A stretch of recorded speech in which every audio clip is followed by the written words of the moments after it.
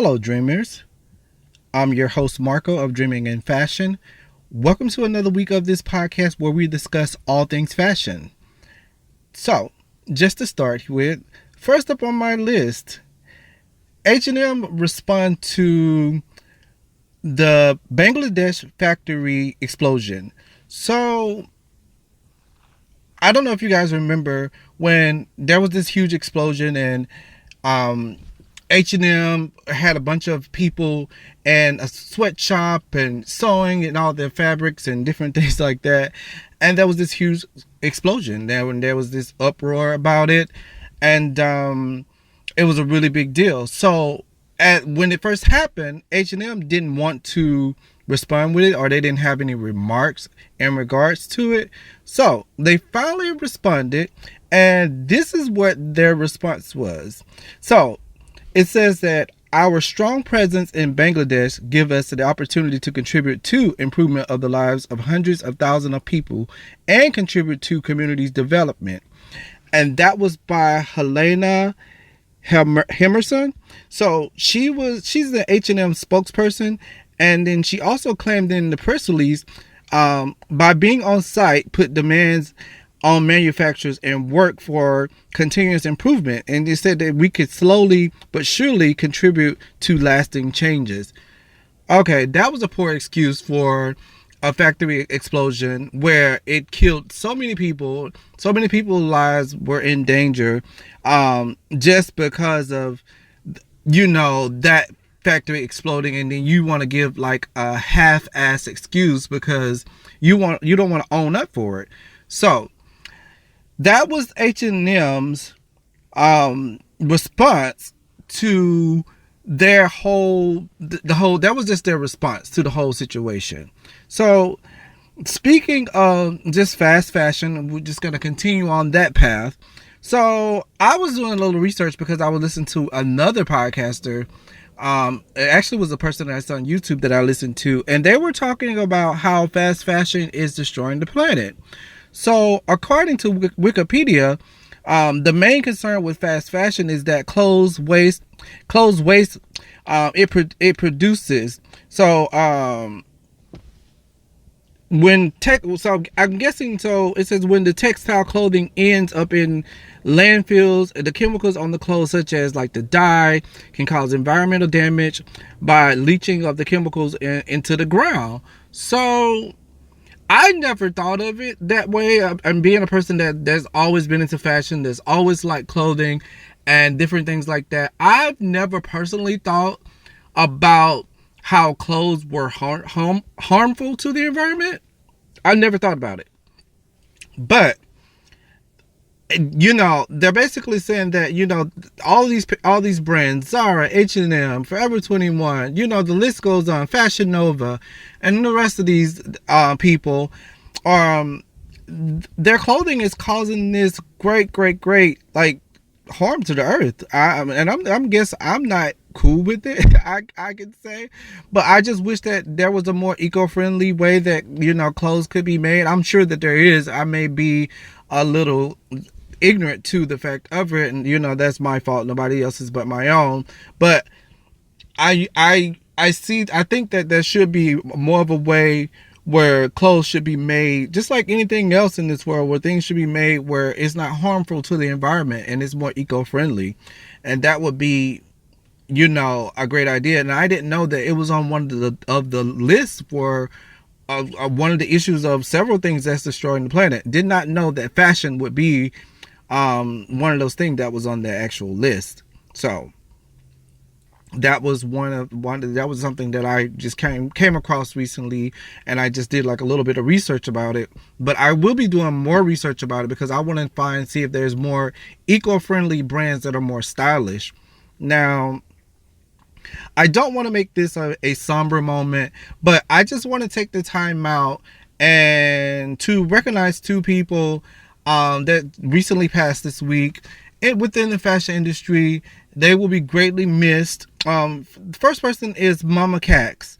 So Mama Cax, she was in Rihanna's Savage Fenty's fashion show. I don't know if you guys remember. She was a disabled supermodel. I don't want to call her a supermodel, but she was a disabled model. She was an amputee model. Also, she was overseas somewhere where I guess she had this pain. She said she had this pain. Don't quote me on this, but I think she said the pain was either in her stomach or in her thighs.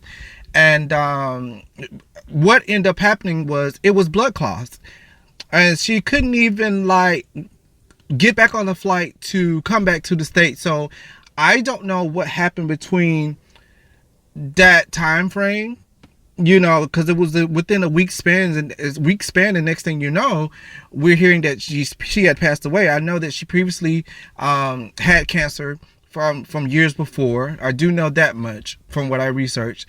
It's just kind of heartfelt, and I just wanted to say, rest in heaven, Queen.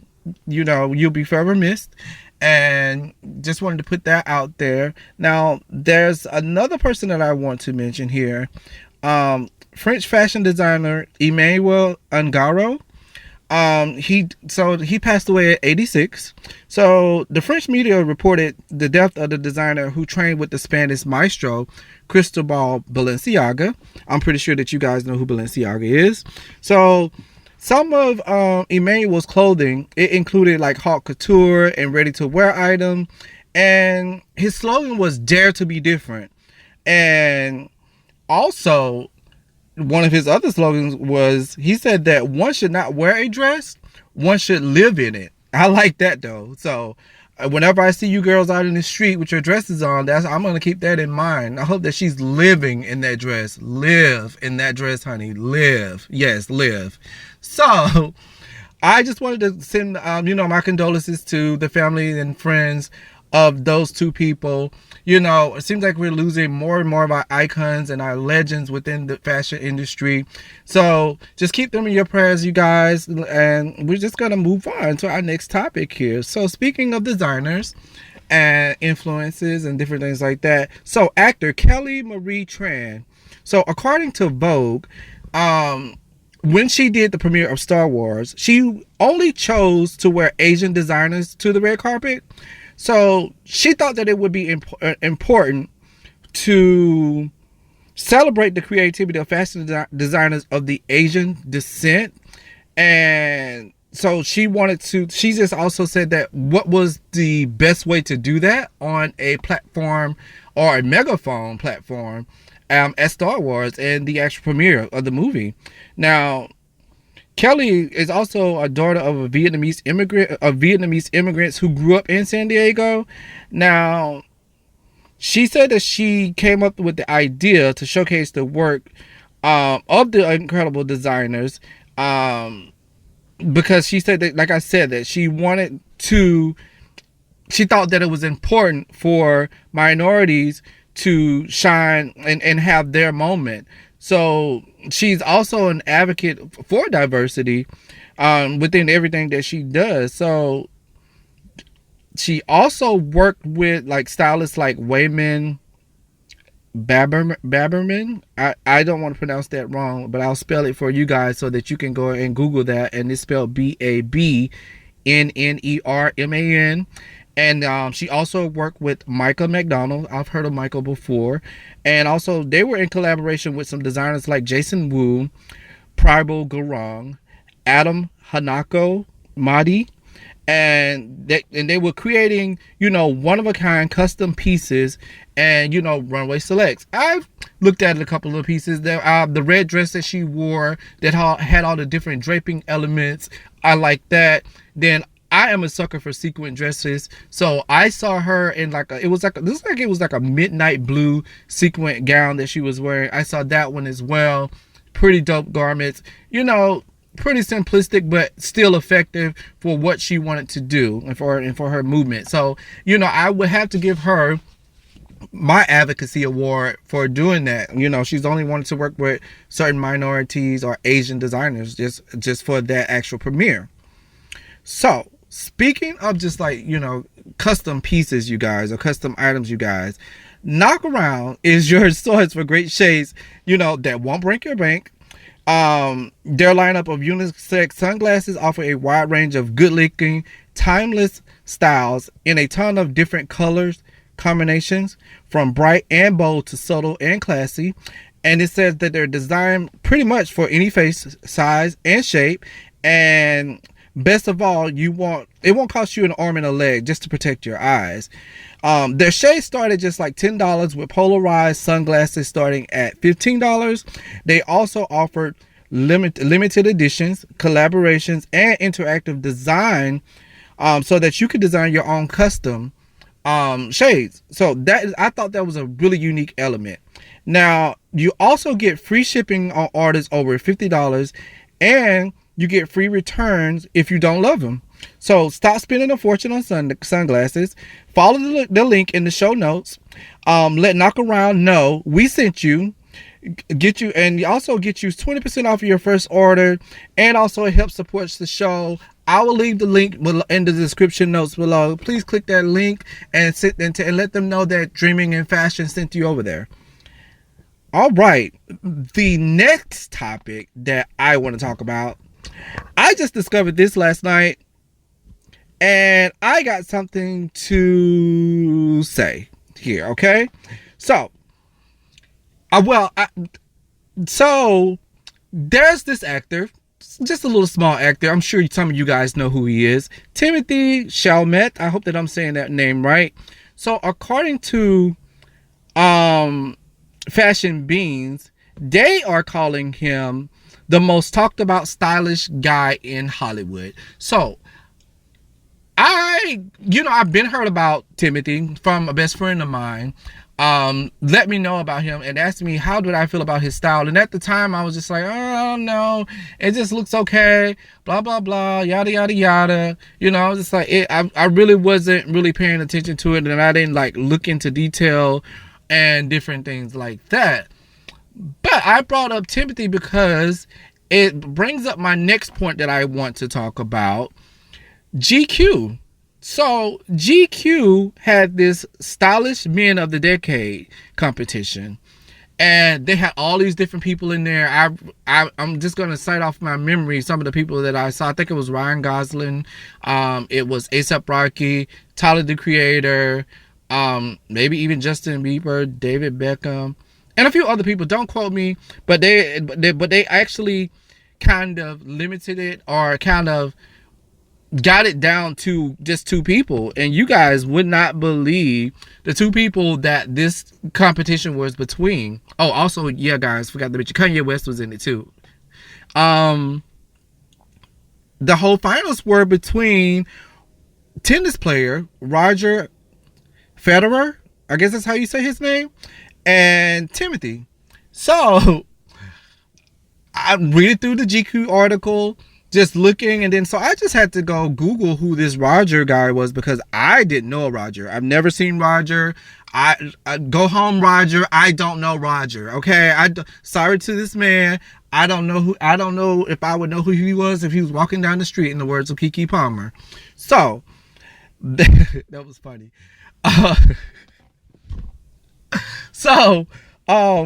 Just to Roger. Oh my God. So I don't know who this Roger character is. I Googled him. I was like, okay, who is this guy that beat Timothee? I went and Googled Roger, you guys, and I will say this. I was completely shocked. I was like, you got to be kidding me, right? This is like somebody's father who, I don't know where he's going. In fashion school, they always told us, whenever you're styling or dressing or doing anything or designing anything like that, where's this person going? Where are they going with their outfit? Are they going to a dinner date after work? Or are they a mover or shaker? Or are they, a homebody, like a stay-at-home mom? It's like you design clothes for whatever type of lifestyle that particular person lives. And for me, I'm just not getting where he was going with his clothing, and why that he was in this category as one of the most stylish guys of the decade. So overall, Roger won the competition, and I gagged. I literally gagged, because Timothee been holding it down. From my recent, I just Googled his photos, and I compared them to Roger's photos. Oh, it was no competition. Timothy was slaying him in all areas, in style, in color. I, I just liked it. Hey, I like Timothy a whole lot better than Roger, and I guess the people voted. I don't know where these people were from. I guess there are people from all around the world, and I just want to say to all the people that are out there who voted for Roger. Okay, this is my message for all of you.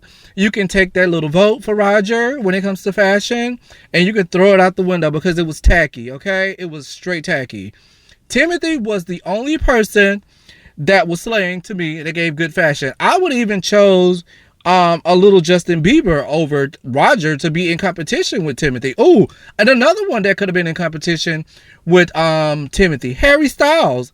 I like Harry's Harry's look too. It's a little bit androgynous, but I like it. Hey, Roger, I don't know. Maybe they wanted to do a classic look for a classic man. I don't know. But that was the competition, and I I didn't like it. Take it how you want to take it, guys. I'm just not a fan of the Roger guy and what he was bringing to the table. So that is all of my actual topics, you guys, for this particular podcast for this week. Remember to listen to the podcast on Spotify, Stitcher, iHeartRadio, TuneIn Radio, YouTube, and Google Podcasts. Now, also, you can find us on Podcast Addict as well now. So please make sure that you guys comment. Make sure that you're sharing the podcast. Make sure that you subscribe. And until next time, guys, keep dreaming.